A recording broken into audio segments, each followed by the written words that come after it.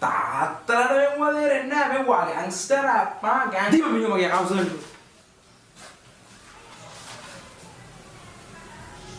මම උරන්නේ ගංජා මගේ ප්‍රියතම නළුවා රංජා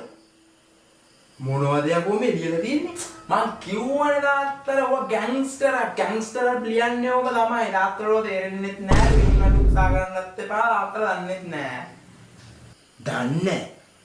තේරෙන්නේ මම දන්නේ මොනවද තේරෙන්නේ මොනවද කියලා මම උඹට රැප් එකකින්ම කියලා දෙන්න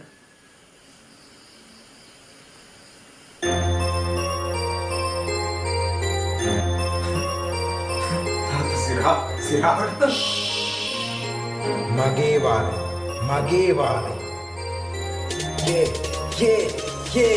හොඳට අහගෙන හිටපන් මම කියන්න යන දේ මෙහෙම හිටියොත් ගෙදරට වෙලා දෙයියොත් දන්නේ උඹට වෙන දේ උදේ නැගිටපු වෙලේ ඉඳන් මේ ෆෝන් එක අතේ ඉන්ටර්නෙට් Facebook Instagram ද උඹේ ජීවිතේ ඊක වටපිට බලපන් උඹේ කාමරේ හැටි කිලුඩු ඇඳුම් හැම තැනම මේස උඩ උණු බෙටි ඊයේ ඒක බිව්ව කෝප එක උදේ කාපු රොටි එහෙම ගියොත් උඹට කන්න වෙන්නේ සමාජෙන් ගුටි පියදා කරලා ඉගෙනුවට ඉගෙන ගත්ත දෙයක් නෑ ඔය කාල කන්නේ ජීවිතවලින් රටකට බාබා වැක් කරන්නේ මම කියන දේ ආපා සමාජෙට වැඩක් නැතම් වඩා හොඳයි වාතාපා කරන දේ මොකකුණක් කරන්න ඕනේ හරියට වෙන උන් කරන්න වට නොකර කරන පළියට සාර්ථක මිනිස්සු ලෝකේ කොයිතරම් හිටියට කවුරුත් දිනුවේ නෑ කරලා දේවල් ජොලියට දැක්කම වෙව්වා ඇඬෙනවා තනියහට දුකේ තේරුම දැක්කම හිත